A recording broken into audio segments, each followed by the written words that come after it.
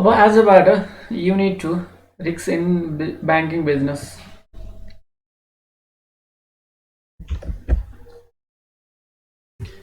अब 5 लेक्चर आवरको हो यो हप्तामा पढेर सिद्धाउने, अनि त्यसपछि अब क्लोजिङ गर्ने भएन भने सर र फेरि रिभिजन गरौँला, 4वटा युनिटको समरी गरौँला, डिस्कसन गरौँला है, फेरि त्यहाँबाट उता भयो भने चाहिँ।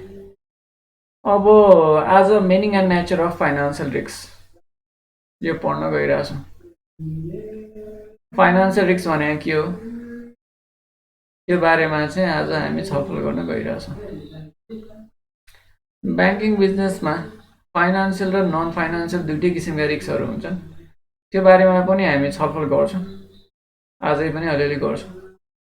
र फाइनान्सियल रिस्कमा के पर्छ, कस्तो कस्तो रिस्क पर्छ र त्यसलाई कसरी म्यानेज गर्ने भन्ने कुरा चाहिँ अब यो च्याप्टरभरि पढ्ने हो। म्यानेज गर्ने कुरा चाहिँ फेरि आउला, भोलि पर्सि आउला। फर्स्टमा financial risk is any of the various types of risks associated with financing. Bank भन्ने बित्तिकै फाइनान्सिङ हो, फाइनान्सिङ भन्ने बित्तिकै फन्ड होइन, फन्ड भन्ने बित्तिकै money,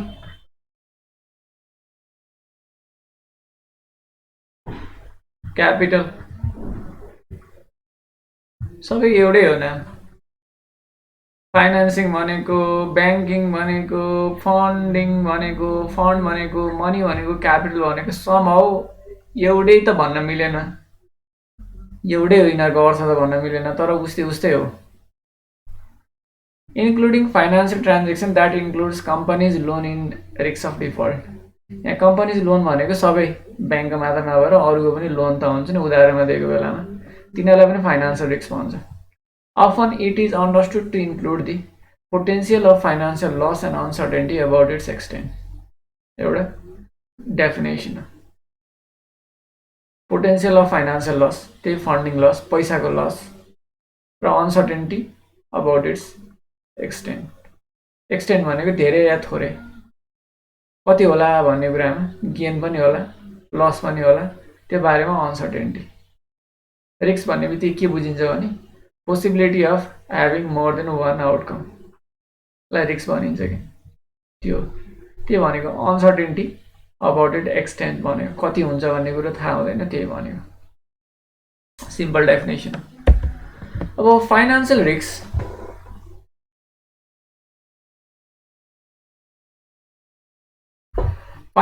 risk is a types of danger, अब अर्को तरिकाबाट डिफाइन गरेँ, that can result in the loss of capital to interested parties.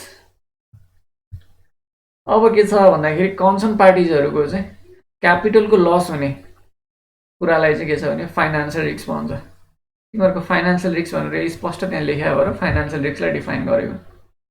Bank faces the possibility of default on डेब्ट they undertook but may also experience failure in an undertaking the cause of the financial burden on the business.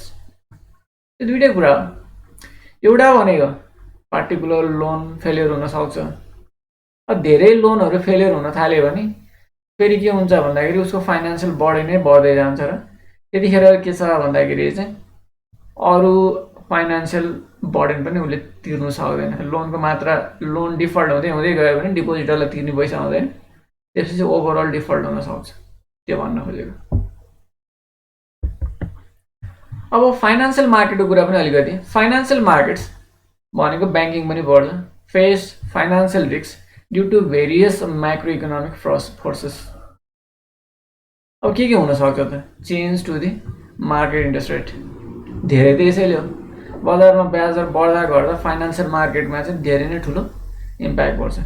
बजारमा ब्याज दर घट्ने बढ्ने भनेको supply of capital को के छ भन्दाखेरि इम्प्याक्ट हो, लिक्विडिटीको एभाइलेबिलिटीको कुरा हो, त्यो पनि ब्याङ्कको एकदमै क्रुसियल कुरा हो। बजारको ब्याज दरलाई ब्याङ्कले चाहिँ, ब्याङ्कको क्यापिटल सप्लाई क्यापासिटीले चाहिँ धेरै ठुलो इम्प्याक्ट गरेको हुन्छ। त्यसको ब्याकअप के हुन्छ भन्दा मान्छेसँग भएको सेभिङ नै हो। फेरि पब्लिकसँग भएको सेभिङ होल्डिङ बढी हुँदै गयो भने ब्याङ्कसँग नि पैसा हुने, कम हुँदै गयो भने ब्याङ्कसँग नि पैसा कम हुने, यो म्याक्रो इकोनोमिक्स पार्ट हो। And the possibility of default by this sector or large corporation, यसलाई हामीले चाहिँ के छ भने मार्केट रिस्क या financial risk due to the macro economic forces भन्छ। अरू कर्पोरेसनहरू पनि के भयो भन्दाखेरि फेलियर भयो, त्यो कारणले गर्दा त्यसको इम्प्याक्ट ब्याङ्कलाई पनि पर्यो। बजारमा ब्याज दर बढ्यो, त्यो कारणले गर्दा ब्याङ्कलाई पनि इम्प्याक्ट पर्यो। ती कुराहरू financial risk are everywhere and come in many shape and sizes affecting nearly everyone. अब सबैलाई के गर्छ भन्दाखेरि फाइनेन्शियल रिस्कले एफेक्ट गर्छ र यसको चाहिँ के छ भन्दाखेरि नाम डिफ्रेन्ट हुनसक्छ, अमाउन्ट फरक हुनसक्छ, त्यही कुरा हो। Bank should be aware of presence of the financial risk. Bank चाहिँ फाइनेन्शियल ट्रान्जेक्सन धेरै गर्ने भएको कारणले गर्दा मनी क्यास फन्डको कुरा धेरै ब्याङ्कमा आउने भएको कारणले गर्दा फाइनेन्शियल रिस्कको बारेमा चाहिँ ब्याङ्क सधैँ जागरुक भइराख्नुपर्छ, त्यसलाई म्यानेज गर्न कन्सर्न स्टेपहरू लिइराख्नुपर्छ, त्यसलाई प्रिभेन्सन गर्न या त्यसलाई चाहिँ कन्ट्रोल गर्न भनौँ न, प्रिभेन्सन त पुरै गर्न नसकेला होइन, त्यसलाई चाहिँ के छ भने एउटा लेभलमा राखिराख्न, मिनिमाइज गर्न खोजिराख्नुपर्छ। त्यही भनेको फाइनेन्शियल रिस्कको डेफिनेसनहरू। अझै bank in the process of financial intermediation. ब्याङ्कले के गर्छ? फाइनेन्शियल इन्टरमेडिएसन गर्छ। फाइनेन्शियल इन्टरमेडिएसन भनेको एउटाको पैसालाई अर्कोतिर सारिदिन्छ, सेभरबाट बरोवरतिर फन्डलाई च्यानलिङ गरिदिन्छ, ट्रान्सफर गरिदिन्छ, त्यसलाई चाहिँ के छ भने फाइनेन्शियल इन्टरमेडिएसन भन्छ। Are confronted with the various kinds of financial and non financial risk via credit, interest rate, foreign exchange, liquidity, equity price, commodity price, legal, regulatory, reputational, operational, etc. यहाँ सबै नाम लिएर आएर मैले गाम्रो राखेको छु, त्यसलाई पछि हामी फाइनेन्शियल र नन फाइनेन्शियल रिस्क भनेर क्याटेगोराइज गर्छौँ र त्यसको पनि सब क्याटेगोराइजहरू पनि गर्छौँ। क्रेडिट रिस्कलाई पनि क्याटेगोराइज गर्छौँ, interest rate risk market risk अन्तर्गत राख्छौँ र त्यसलाई मार्केट रिस्कमा चाहिँ अब अरू के पर्छ त्यो अनुसार क्याटेगोराइज गर्छौँ। ब्याङ्कले चाहिँ डिफ्रेन्ट रिस्कहरू बियर गर्छ। ब्याङ्किङ बिजनेसमा एकदमै धेरै टाइप्स अफ रिस्कहरू हुन्छ, अरूमा भन्दा पनि क्रेडिट रिस्क हुन्छ, क्रेडिट डिफल्ट हुने रिस्क, बजारमा ब्याज दर भएको फ्लक्चुएसन भएको कारणले गर्दा उसको पोर्टफोलियोको इम्प्याक्ट पर्छ। फरेन एक्सचेन्ज पनि होल्ड गरेर बसेको हुन्छ, त्यसको पनि के हुन्छ, फरेन एक्सचेन्ज पनि प्राइस घट्ने बढ्ने भइरहेको हुन्छ। अब लिक्विडिटी कहिले काहीँ के हुन्छ, लिक्विडिटी ओभर लिक्विडिटी हुँदाखेरि त्यसको अपर्च्युनिटी कस्ट बियर गर्नुपर्छ। अन्डर हुँदाखेरि पनि अब फेरि के छ भने महँगोमा अर्को ब्याङ्कबाट लिक्विडिटी बरो गर्नुपर्छ, त्यहाँ अप्टिमम गराइराख्नु पऱ्यो, त्यो पनि समस्या हुन्छ। अब इक्विटी प्राइसले पनि इम्प्याक्ट गर्छ, अरू कम्पनीको इक्विटी प्राइस उसले चाहिँ लगानी गरेको पोर्टफोलियोको कारणले हुनसक्छ, या के छ भन्दा आफ्नै इक्विटीको प्राइसको कारणले आफ्नै इक्विटीको प्राइस पनि घट्ने बढ्ने हुँदा सेयर होल्डरको अनि त्यसपछि बोर्डको प्रमोटरहरूको चाहिँ दबाब होला। कमोडिटी प्राइस, कमोडिटीमा पनि ब्याङ्कले लगानी गरेको छ भने त्यसले पनि इम्प्याक्ट गर्ने भयो। लिगल रिस्कहरू पनि हुन्छ, लिगल कम्प्लेन्स, रेगुलेटरी कम्प्लेन्स ब्याङ्कलाई हाई हुन्छ। त्यस्तै के छ भने ब्याङ्क भनेको एकदम रिपुटेसन, मैले भने साधु मान्छेलाई लगेर राखिदिएको पैसा हो। त्यसको साधुमा अलिकति मात्र खोट पऱ्यो, कहीँ मात्र के छ भने समस्या छ भन्ने बित्तिकै मान्छेले मेरो पैसा ले भन्न आइहाल्छन् होइन, त्यो हुनसक्छ। अपरेसनल रिस्क हुन्छ। अपरेसनल रिस्क भनेको अब उनीहरूले अपरेट गर्दाखेरि कहिलेकाहीँ क्यास लस हुन्छ, कहिले के हुन्छ, चोरी हुनसक्छ, कहिलेकाहीँ सिस्टम डाउन हुनसक्छ, त्यो कारणले रिपुटेसनमा इम्प्याक्ट गर्नसक्छ, के हुनसक्छ होइन, त्यसले चाहिँ के छ भन्दाखेरि चाहिँ असर गर्छ। These risk are highly independent and events that affect one area of risk can have ramification for a range of other risk categories. यसले भनेको एउटा रिस्क मात्र त्यहाँ देखियो भने त्यसले अरूलाई पनि तान्दै जान्छ अरे। त्यो भनेको एकचोटि यहाँ डिफल्ट रिस्क होस् त, क्रेडिट डिफल्ट रिस्क होस् त, त्यसले अरू कुरालाई नि इम्प्याक्ट गर्दै जान्छ। लिक्विडिटी कम हुन थाल्छ, त्यो कम्पनीको इक्विटीको प्राइस घट्न थाल्छ, अनि त्यसपछि के हुन्छ भन्दा लिगल र रेगुलेटरी समस्या आउन थाल्छ, अनि त्यसपछि त्यो कम्पनीमा चाहिँ के छ भने रिपुटेसनल छ, के अरे डिफल्ट रिस्क बढी छ, अब ब्याङ्क डुब्दैछ अनि लाग्यो भने रिपुटेसनमा नि असर गर्यो। त्यो हुँदै जाँदा जम्मैतिर गान्जागोल हुन्छ, एकातिर हान्दाखेरि अर्कोतिर हुन्छ। लिक्विडिटी पनि मिसम्याच भयो भने बेलामा पैसा पाइएन, ब्याङ्कमा चाहिँ के छ भन्दा लाइन बसेर मान्छे पैसा निकाल्न आँटेको बेलामा ब्याङ्कले पैसा दिनु सकेन भने त्यतिखेर मान्छेले पैसा राख्नै आउँदैन। पैसा राख्नै नआएपछि के हुन्छ भन्दा बिस्तारै ब्याङ्कै डुब्छ। भनेको मतलब के छ भन्दाखेरि एउटा खालको रिस्कले के छ अरू रिस्कलाई पनि बिस्तारै, हुन त तिनीहरू इन्डिपेन्डेन्ट हुन्, त्यही पनि त्यसले के गर्छ भन्दाखेरि चाहिँ इन्टरकनेक्टेड इम्प्याक्ट दिन्छ। त्यसले चाहिँ के गर्छ, अरू एरियालाई पनि इम्प्याक्ट गर्छ, हार्म गर्छ। त्यसले भन्न खोजेको त्यो। Banking industry is the backbone of an economy. Banking industry भनेको एउटा इकोनोमीको ब्याकबोन हो। And the health of any economy is directly related to the financial health of its bank. कुनै पनि ब्याङ्कको चाहिँ के छ, कुनै पनि इकोनोमीको हेल्थ कस्तो छ भन्ने कुरा जान्नको लागि त्यो इकोनोमीको ब्याङ्कको हेल्थलाई हेर्दा हुन्छ।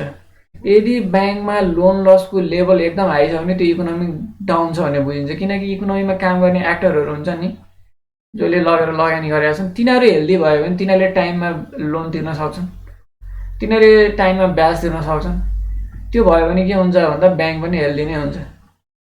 ब्याङ्कमा चाहिँ के छ, तिनीहरूले जसलाई लोन दिइरहेको छ तिनीहरूले चाहिँ टाइममा लोन तिर्न नसकेर समस्याहरू बढ्दै गएको छ भने इकोनोमीमा पनि समस्या छ, ब्याङ्कमा पनि समस्या छ। त्यो दुइटै के हुन्छ भने सँगसँगै जान्छ। इकोनोमीमा प्रब्लम हुँदा ब्याङ्कमा नि हुन्छ, इकोनोमीमा प्रब्लम नहुँदा ब्याङ्कको हेल्थ पनि राम्रो हुन्छ। त्यही भएर ब्याङ्कले आफ्नो हेल्थ एकदम राम्रो बनाउनुपर्छ। ब्याङ्कले एडभाइजरी सर्भिस राम्रोसँग दिनुपर्छ। पैसा माग्न आयो, जसलाई पनि पैसा दियो राम्रोसँग एनालिसिस गरेन भने ब्याङ्किङ सेक्टरले चाहिँ पोर पर्फर्मेन्स गर्ने बित्तिकै पोटेन्सियल भन्दा पनि के छ भने प्रब्लम सेक्टरमा पैसा जाने बित्तिकै इकोनोमी पनि डामाडोल हुन्छ, ब्याङ्क पनि डामाडोल हुन्छ। त्यो हो कुरा।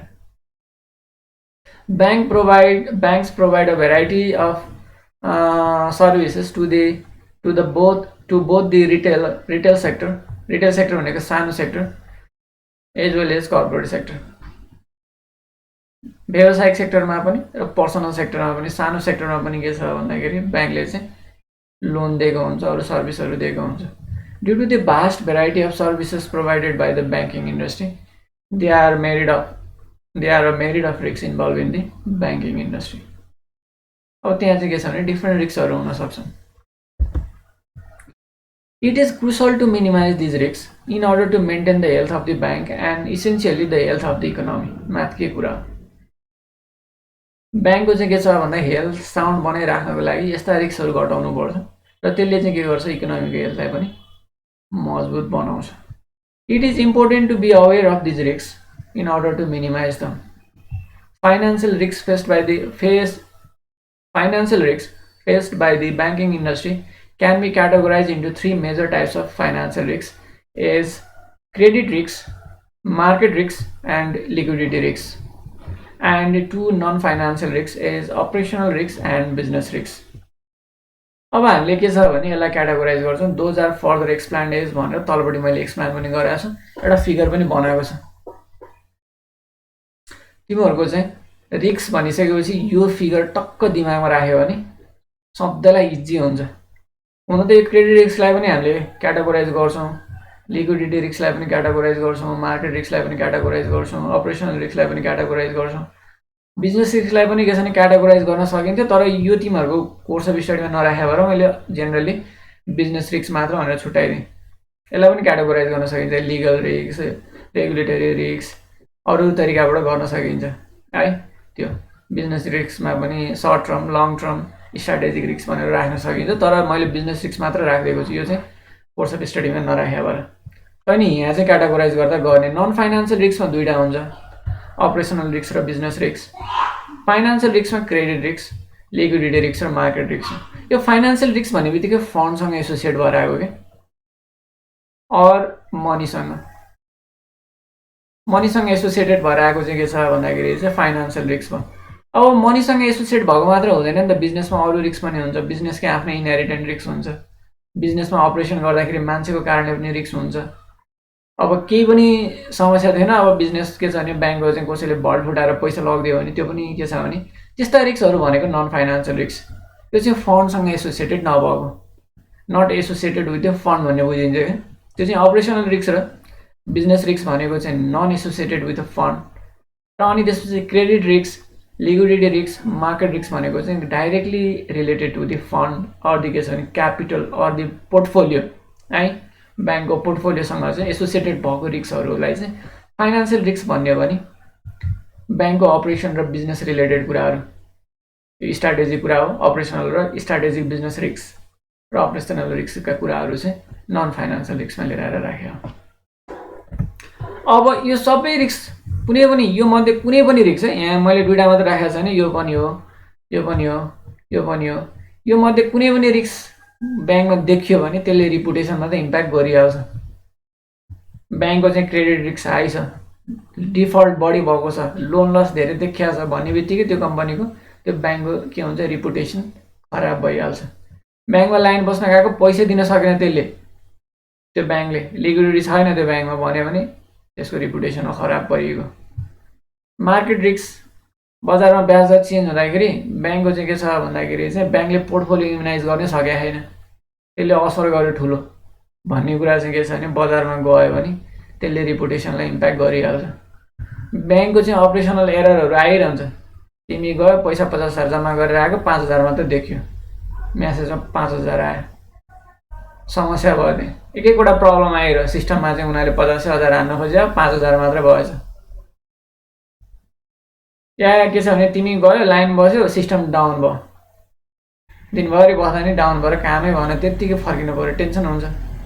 त्यो ब्याङ्कको रिपुटेसनमा फरक परेको ह्युमन होला, सिस्टम होला, प्रोसेसको कारणले गर्दा पनि के छ भने अपरेसनल एररहरू आउँछ। त्यो कारणले गर्दा नि यो रिपुटेसन रिस्कलाई ब्याङ्कको रिपुटेसनलाई इम्प्याक्ट गरिहाल्छ, त्यसले समस्या बनाइहाल्छ। ब्याङ्कले बनाएको के छ भने कोर स्ट्राटेजीहरू, लङ टर्म स्ट्राटेजीहरू नै फेलियर भयो, उसको स्ट्राटेजी नै पोर थियो। उसले चाहिँ के छ भन्दाखेरि लोन लगानी गर्ने स्ट्राटेजी या कुनै खालको कुनै पनि स्ट्राटेजी हुनसक्छ, उसले चाहिँ अब एटिएम फलानुबाट लिएर आउने भनेर चाहिँ निर्णय गर्यो, एउटा स्ट्राटेजिक डिसिजन गर्यो, फलानु कम्पनीबाट ल्याउने भने त्यो कम्पनीको एटिएम लिएर आएर जोड्यो, त्यसले कामै गरेन, त्यसले रिपुटेसनमा इम्प्याक्ट गरिहाल्यो। त्यो भनेको बिजनेस रिस्क है। जुनसुकै रिस्क भयो भने के छ भन्दा देखिने बित्तिकै समस्या, जुनसुकै सेक्टरमा समस्या आउने बित्तिकै के छ भने ब्याङ्कको रिपुटेसनलाई त इम्प्याक्ट गरिहाल्छ। ब्याङ्कको रिपुटेसन भनेको छ्यास्रेको केही हुने बित्तिकै रिमर आयो भने त्यतिकै हल्लाले पनि रिपुटेसनलाई इम्प्याक्ट गर्छ। ब्याङ्किङ बिजनेस भनेको, एजेन्सी बिजनेस भनेको रिपुटेसन गुडविल एकदम धेरै चाहिन्छ, फेरि अरू केही नै हुँदैन, भएकै त्यही रिपुटेसन हो, त्यही साधु मान्छे हो। मान्छे खराब छ भन्ने बुझ्ने बित्तिकै कसैले पैसा दिँदैन, समस्या अर्कोतिरबाट आउन थालिहाल्छ होइन। त्यसरी चाहिँ के छ भने ब्याङ्कको रिपुटेसनल रिस्क पनि हुन्छ। कुरा यही हो, ब्याङ्कको एउटा फाइनेन्सियल रिस्क हुन्छ, अर्को नन फाइनेन्सियल रिस्क हुन्छ। ब्याङ्क फाइनेन्सियल इन्टरमिडिएसन गर्ने बिजनेस हो, त्यही भएर फाइनेन्सियल रिस्क हुन्छ, धेरै फाइनेन्सियल रिस्कै हुन्छ त्यो। अब त्यो फाइनेन्सियल रिस्कमा चाहिँ के छ भन्दाखेरि चाहिँ क्रेडिट रिस्क हुन्छ, क्रेडिट लगानी गरिसकेपछि डिफल्ट हुने रिस्क, टाइममा रियलाइज नहुने रिस्क, त्यसलाई हामीले क्याटेगोराइज गर्छौँ। लिक्विडिटी रिस्क हुन्छ, पैसा धेरै बोकेर बसौँ त्यसको के छ ब्याज तिर्नुपर्छ, पैसा थोरै बोकौँ भोलि पैसा चाहियो भने के छ भन्दाखेरि चाहिँ कस्टमर पैसा लिन आयो बेलामा पुगेन भने के गर्ने। ब्याङ्कलाई सधैँ यो च्यालेन्ज भइरहन्छ। ब्याङ्कसँग पैसा छ प्रशस्त, त्यसलाई होल्ड गरेर बस्न पनि भएन, लगानी गर्नु पऱ्यो, किनकि ब्याज दिनुपर्छ, अपर्च्युनिटी कस्ट छ। अब लगानी गर्यो, लगानी गरेपछि पैसा माग्ने आयो भने अब कहाँबाट फिर्ता गरेर दिने, लिक्विडिटी भएन भने त्यसले पनि रिपुटेसनमा इम्प्याक्ट गर्ला भन्न। यो दुइटै कुराको के छ भन्दाखेरि चाहिँ यसलाई चाहिँ ब्यालेन्स गरिराख्नु पऱ्यो। बजारको कारणले पनि ब्याङ्कलाई धेरै ठुलो इम्प्याक्ट गर्छ, सेयरमा लगानी गरे हुन्छ, बोन्डमा लगानी गरे हुन्छ, अरूमा लगानी गरे हुन्छ। त्यसरी लगानी गर्दाखेरि के हुन्छ भन्दाखेरि चाहिँ बजारको क्यापिटलको सप्लाई डिमान्डको कारणले गर्दा तिनीहरूको पोर्टफोलियोमा इम्प्याक्ट गर्छ। पोर्टफोलियोमा इम्प्याक्ट गर्यो भने के हुन्छ भन्दाखेरि चाहिँ त्यसले पनि के छ रिस्क क्रिएट गर्न सक्छ। त्यो तिनीहरूलाई चाहिँ के छ फाइनेन्सियल रिस्क भन्छ। नन फाइनेन्सियल रिस्क भनेको अपरेसनल रिस्क र बिजनेस रिस्क। अपरेसनल भनेको डे टु डे अपरेसनको कुरा, दिनदिनै भएको क्यास निकालेर ल्याउनु पऱ्यो, फेरि बेलुका हिसाब गरेर मिलाएर क्लोजिङ गरेर जानु पऱ्यो, हिसाब त ट्याक्क मिलाउनु पऱ्यो, मिलाएन भने फेरि समस्या हुन्छ। हरेक दिन अपरेसनको कुरा हुन्छ होइन, मैले भने सिस्टमको कुरा होला, प्रोसेसको कुरा होला, ह्युमन बिहेभियरको कुरा होला, त्यसमा एरर आउन सक्छ, समस्या आउन सक्छ। त्यो कारणले गर्दाखेरि के छ भन्दा ब्याङ्कलाई चाहिँ केही न केही झन्झट हुनसक्छ, भने जस्तो नहुन सक्छ। कहिलेकाहीँ के छ भन्दाखेरि एक्सटर्नल फ्याक्टरले पनि इम्प्याक्ट गर्न सक्छ। एक्सटर्नल अपरेसनल रिस्क भनेको एक्सटर्नल्ली के छ भन्दाखेरि नेचुरल क्यालामिटिजहरू आयो, ब्याङ्कलाई इम्प्याक्ट गर्यो, फायरहरू भयो, थेफ्ट भयो, रबरी भयो, एक्सटर्नल फ्याक्टरले पनि के छ भन्दाखेरि चाहिँ अपरेसनल रिस्क एराइज गर्न सक्छ। यस्तो खालको रिस्कलाई हामीले अपरेसनल रिस्क भन्छौँ। यसलाई पनि क्याटेगोराइज गर्छौँ। बिजनेस रिस्क भनेको चाहिँ अपरेसन जस्तै हो, तर के छ नि स्ट्राटेजिक। अपरेसनल भनेको सर्ट रन हो, डे टु डे भयो, महिना गर्नु पऱ्यो, 1 वर्षको होला।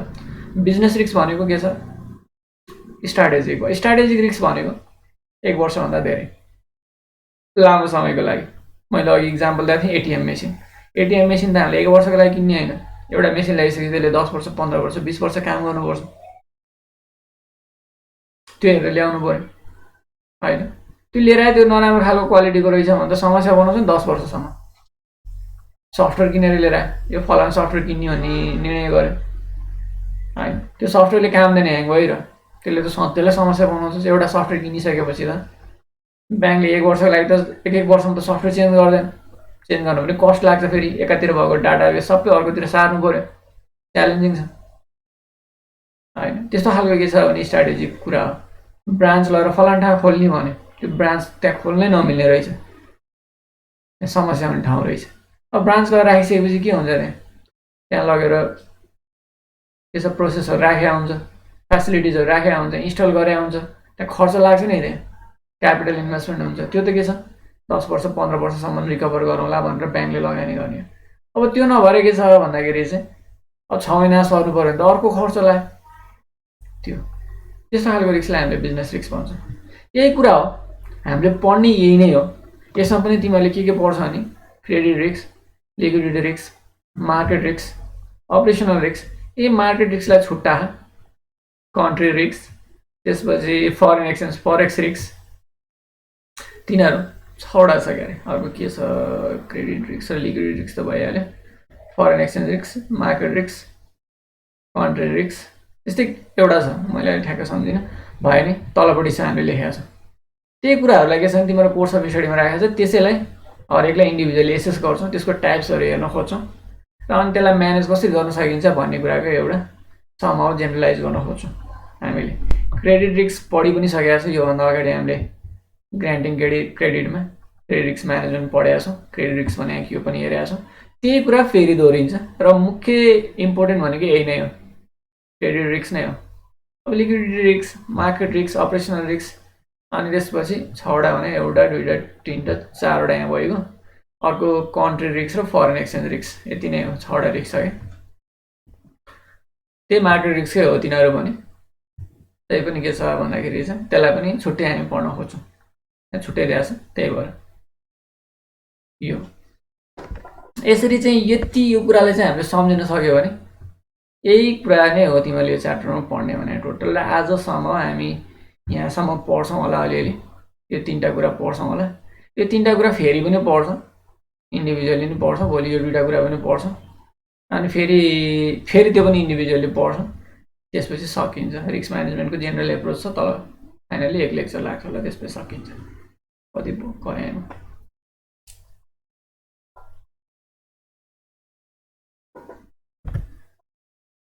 अगाडि बढेँ।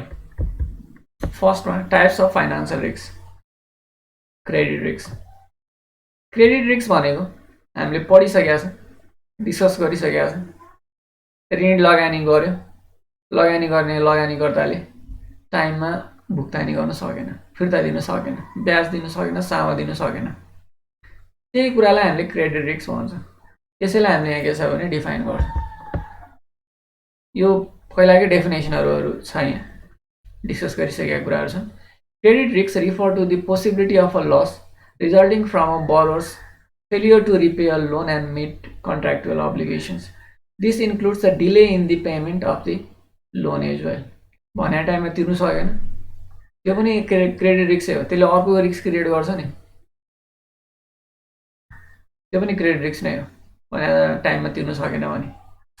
अब यसरी तिर्नै सकेन भने त झन् त्यो त रिस्कै भइहाल्यो। Credit risk involve inability or unwillingness, either उसले नसक्ने अर मन नलाग्ने of a customer or counter party भने ग्यारेन्टी बस्ने, to meet commitments in relation to lending, trading, hedging, settlement and other financial transaction. यो चाहिँ के छ नि, ब्याङ्कको मात्र छैन, सबै चाहिँ लेन्डिङ, तिमीले ऋण दियौ उसले तिर्न मानेन, त्यो पनि क्रेडिट रिस्कै हो। तिमीले उधारमा सामान बेच्यौ, ट्रेडिङ गर्यो, उसले तिर्दैन, त्यो पनि क्रेडिट रिस्कै हो।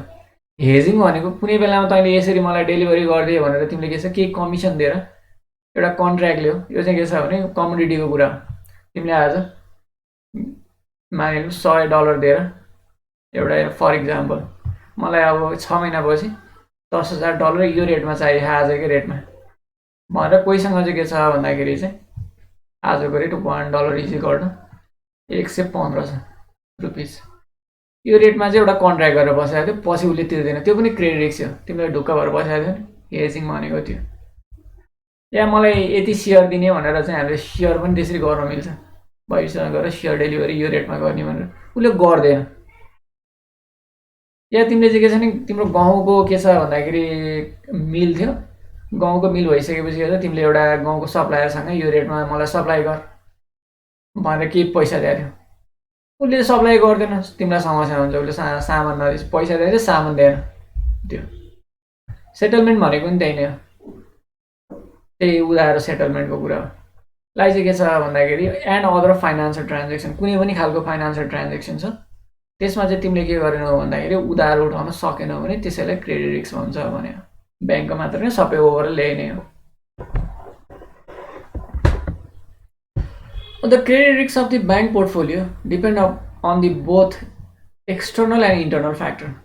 यसलाई चाहिँ एक्सटर्नल फ्याक्टरले इम्प्याक्ट गर्छ, इन्टर्नल फ्याक्टरले नि गर्छ। द एक्सटर्नल फ्याक्टर भनेको चाहिँ state of the economy, wide swing in commodity equity price, foreign exchange rate and interest rate, यिनीहरू trade restriction, economic sanction, government policy, यिनीहरू सबै एक्सटर्नल फ्याक्टर हो। यो कारणले गर्दाखेरि पनि क्रेडिट रिस्क ब्याङ्कको एराइज हुन सक्छ, उनीहरूको क्रेडिट पोर्टफोलियोमा चाहिँ इम्प्याक्ट गर्न सक्छ त्यो। अब इन्टर्नल फ्याक्टर भनेको चाहिँ internal factor are the deficiency in loan policy and administration. हामीले धेरै पढ्यो नि लोनको पोलिसी र एडमिनिस्ट्रेसनको कुरा, त्यो राम्रोसँग बनाउनु सकेन ब्याङ्कले, लोनको चाहिँ एप्राइजल राम्रोसँग गर्नु सकेन, लोन दिने बेलामा चाहिँ के छ भने प्रपर कोल्याटरल लिनु सकेन, त्यो कारणले हुनसक्छ। यो इन्टर्नल कुरा हो। एब्सेन्स अफ प्रुडेन्सियल के छ भन्दाखेरि क्रेडिट कन्सन्ट्रेसन लिमिट, एक्सपोजर लिमिटको कुरा गरेको थिएँ मैले, एउटा सेक्टरमा 5% भन्दा धेरै नगर्ने भन्ने। यस्तो खालको के छ भने एक्सपोजर लिमिट बनाउनुपर्छ। एउटै सेक्टरमा के छ 40% 50%ले के भयो भन्दाखेरि लोनको फ्लो भयो, त्यो सेक्टरमा समस्या आइदियो। माथिको मैले भने नि एक्सटर्नल फ्याक्टरको कारणले गर्दा त्यो सेक्टरमा समस्या आइदियो। रियल इस्टेटमा 50 के छ भन्दा रियल इस्टेटमा चाहिँ के छ 50% लोन गएको रहेछ, रियल इस्टेट डाउन भयो। सरकारले पनि के गरिदियो भन्दाखेरि चाहिँ रियल इस्टेटमा किन्ने बेच्ने नै के छ किता काटेर रोकिदियो। अब त के भयो ब्याङ्कै डुब्छ त्यतिखेर। अनि inadequately defined lending limit for a loan officer and credit committee. Lending limit भनेको चाहिँ यसरी यसरी हो है भनेर चाहिँ लेन्डिङ गर्ने बेलामा चाहिँ लेन्डिङ लिमिट लोन अफिसरलाई लोन कमिटीलाई चाहिँ राम्रोसँग डिफाइन गरेर नदिनु। Deficiency in appraisal of borrowers financial position, loan appraisal ल्याएको छ भने क्रेडिट एप्राइजल क्रेडिट एनालिसिस राम्रोसँग नगर्नु। Excessive dependence on collateral and inadequate risk pricing, collateral चाहिँ छँदैछ, यसको धितो छँदैछ, यसले भोलि तिर्न नसके पनि के छ र दिउन ऋण भनेर दिँदा पनि समस्या हुन्छ। अब्जेक्टिभ भनेको के हो भन्दाखेरि उसले टाइममै साम र ब्याज भुक्तानी गरोस् भन्ने नै अब्जेक्टिभ हुनुपर्छ। कोल्याटरलबाट चाहिँ भोलि उठाउँला भन्ने अब्जेक्टिभ त कोल्याटरल त सेकेन्ड कुरा, उठाउँला भन्ने अब्जेक्टिभतिर गयो भने समस्या हुनसक्छ। Inadequate risk pricing, risk pricing अनुसार चाहिँ के छ भने ओभरअल त्यो ग्रुपमा चाहिँ 3% गर्नुपर्ने रहेछ, जम्मा 1% थपेछ। प्राइम रेटमा 1% थपेछ, हेर्दाखेरि त 3%ले डिफल्ट भयो लौजा, त्यो सेक्टरमा लगानी गरेको डिफल्ट भयो। त्यो हो कुरा, केही न केही त डिफल्ट हुन्छ भन्ने एजम्सन हुन्छ, त्यति बराबरको प्रिमियम त्यहाँ थप्या हुन्छ। प्राइम रेट मैले अस्ति इक्जाम्पल दिएको थिएँ 9% राखेको छ ब्याङ्कले। यति के छ भन्दा यति हुँदा नि आफै छ ब्याङ्कलाई, तर यहाँ प्लस 3% गर्नुको कारण के हो 3% त्यो सेक्टरमा चाहिँ डिफल्ट हुनसक्छ भनेर त्यति गरिएन र डिफल्ट भयो भने त 9%बाट घट्यो नि, त्यो हो कुरा। Absence of loan review mechanism and post sanction surveillance, यस्ता कारणले गर्दाखेरि के हुन्छ भन्दाखेरि क्रेडिट रिस्क। एक्सटर्नल फ्याक्टर भनेको यो मार्केट फ्याक्टर, हैन। स्टेट अफ इकोनोमी रिसेसनको बेलामा चाहिँ के हुन्छ भन्दाखेरि क्रेडिट रिस्क देखिन्छ। जसलाई लोन दिए तिनीहरू सबै समस्यामा हुन्छन्। इक्विटी कमोडिटीको प्राइस गडबड भएको छ भने त्यतिखेर त्यसको बेसमा लोन दिएछ ब्याङ्कले भने मार्जिन लोनहरू दिन्छ ब्याङ्कले, त्यहाँ समस्या आउँछ। मार्जिन कल गर्नु पर्यो, त्यो लगेर के छ बजारमा बेचेर पनि पैसा उठेन भने के गर्ने, जुन भित्तामा राखेको थियो कमोडिटी इक्विटी त्यो फरेन एक्सचेन्ज रेट घटी बढी हुँदा त्यसले पनि समस्या बनाइदिन्छ। And interest rate trade restriction भइदियो। एउटा सामान किनेर के छ भने इम्पोर्ट गरेर लिएर आएर यहाँ बेचौँला भनेर चाहिँ एउटा व्यापारीले तिमी ब्याङ्कसँग लोन ल्याएको थियो, उसको रेस्ट्रिक्सन लगाइदियो सरकारले नै, अब त्यो सामान ल्याउनु नभनी बनाइदियो होइन। इकोनोमिक कन्डिसनको कारणले होला, गभर्मेन्ट पोलिसीको कारणले होला, त्यो एक्सटर्नल फ्याक्टरको कारणले पनि क्रेडिट रिस्क एराइज हुन्छ र इन्टर्नल फ्याक्टरले पनि के हुन्छ भने क्रेडिट रिस्क एराइज हुन्छ। त्यो भनेको।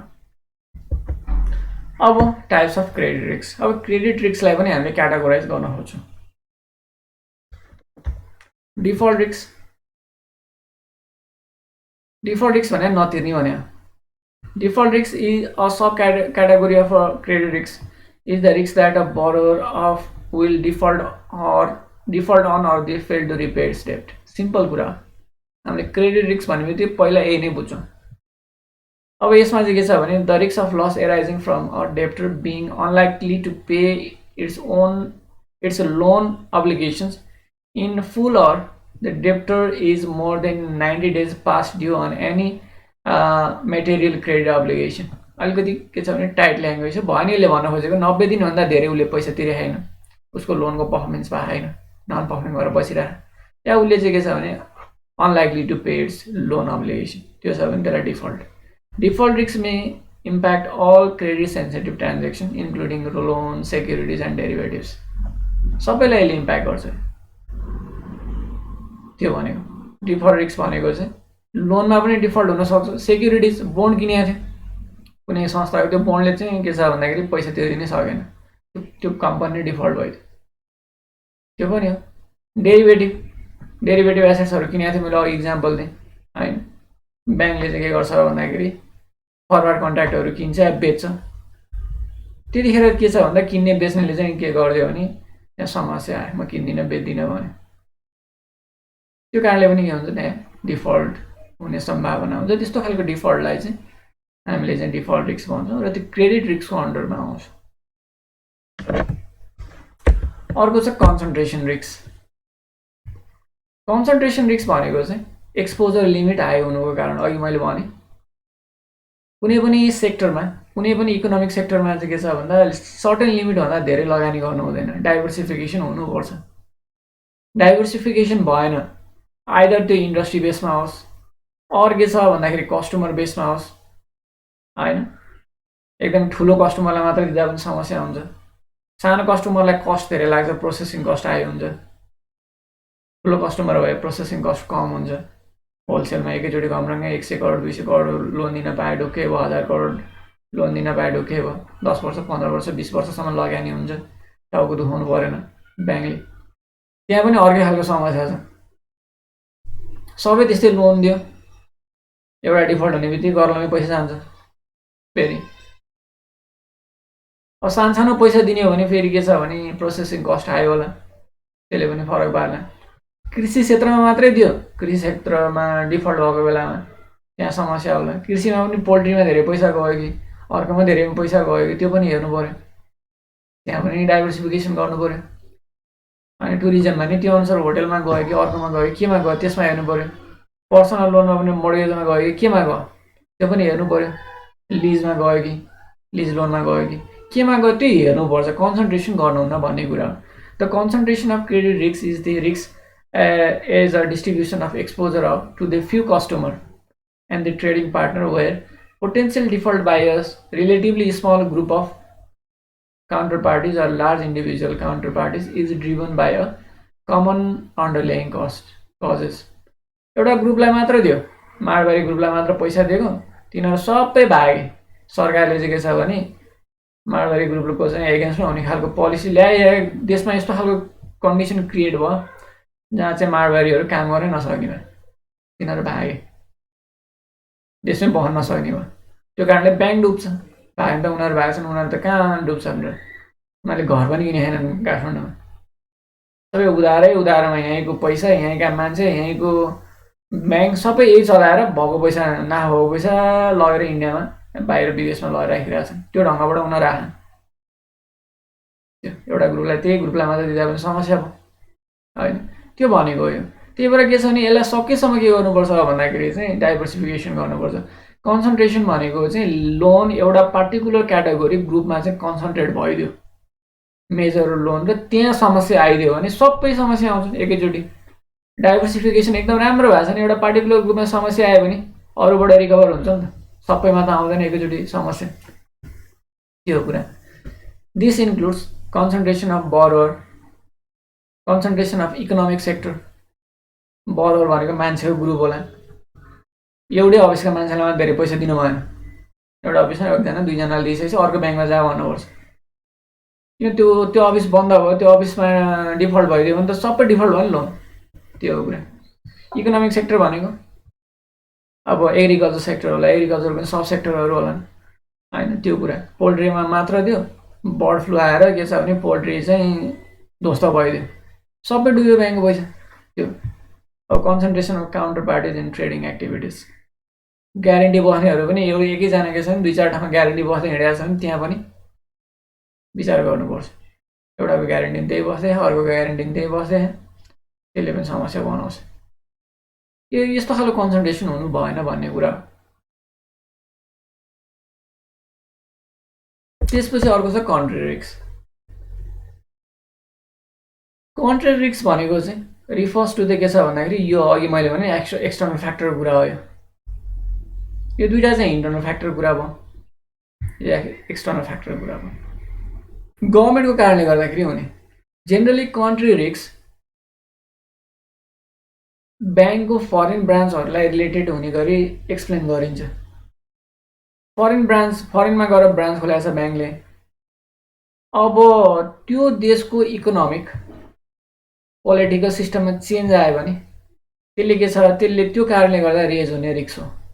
त्यो भने अहिले मैले योभन्दा अगाडि नै भनेको थिएँ, पैसा आएर लगानी गर भनेर, पैसा लगानी गर्न फरेन विदेशीहरूलाई पैसा लगानी गर्न आइज भनेर एकदम ठुलो प्रलोभन दिएको हुन्छ सरकारहरूले।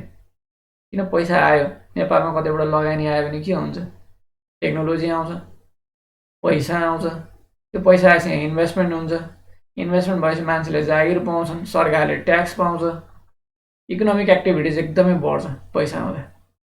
अब 1 वर्ष 2 वर्ष 5 वर्ष 10 वर्ष भएपछि गभर्मेन्टले के छ नि यो सेक्टरमा पैसा मजाले पुग्यो, अब हामी पनि सक्षम भयौँ भनेर पोलिसी चेन्ज गरिदिन सक्छ, पैसा फिर्ता लाग्ने बेला समस्या बनाइदिन्छ कि त्यसले, त्यस्तो हुन्छ।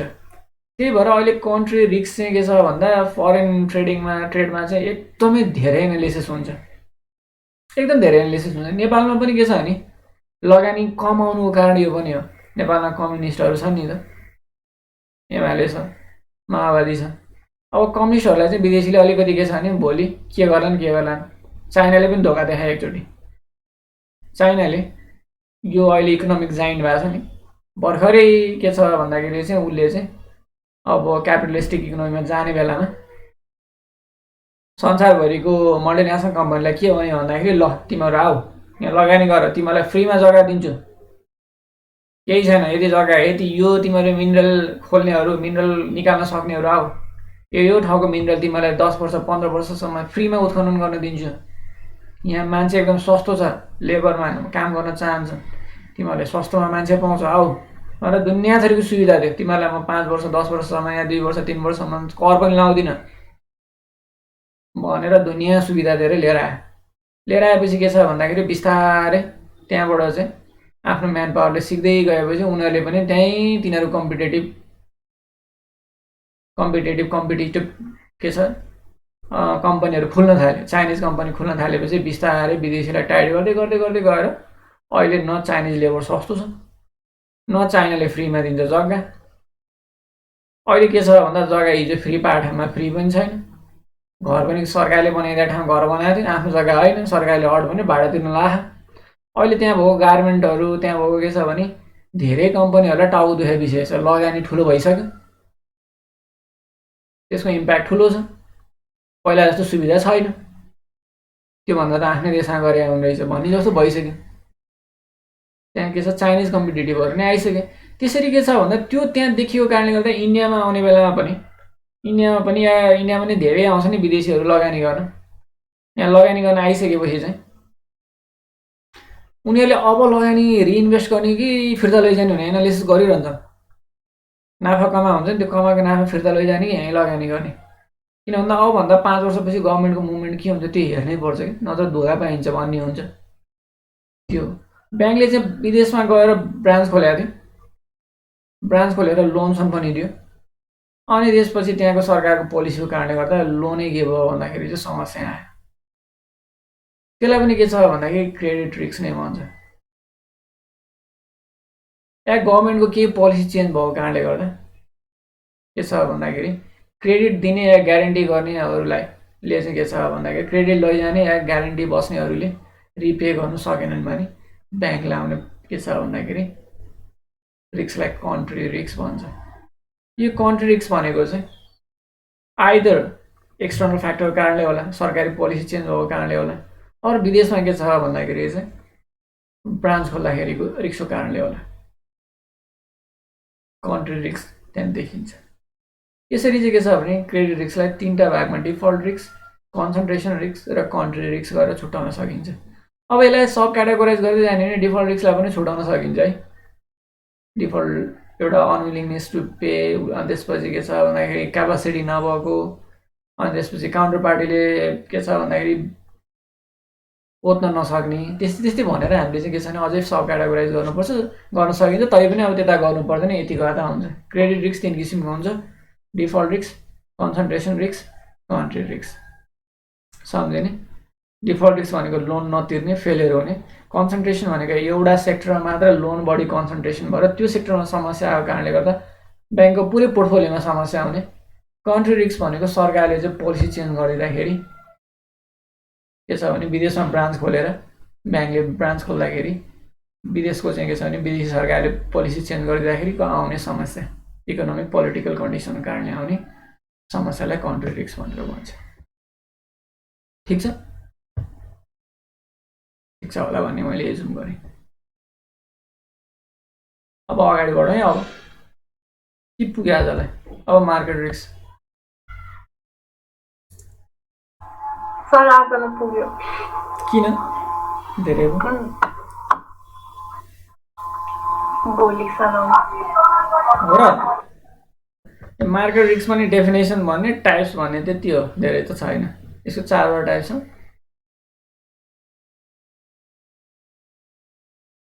हुन्छ नभए भोलि पढ्यो नि केही छैन। किन भन्दा यो यही दोहोरिन्छ कि यहाँ त अरू केही छैन। अब फेरि यतै क्रेडिट रिस्कलाई अलि धेरै पढ्नु पऱ्यो, अनि यही मार्केट रिस्कलाई अलि धेरै पढ्नु पऱ्यो। अहिले यो समरी हो, अलि धेरै पढ्नु पऱ्यो, अलि धेरै पढ्नु पऱ्यो। त्यही नै, यही नै दोहोरिने हो। यही नै हो कि माथिको मैले 4वटा फिगर देखाएको थिएँ नि, एउटा फिगरमा 4वटा देखाएको थिएँ नि, त्यही नै कुरा, 4-5वटा कुरा छ यहाँ।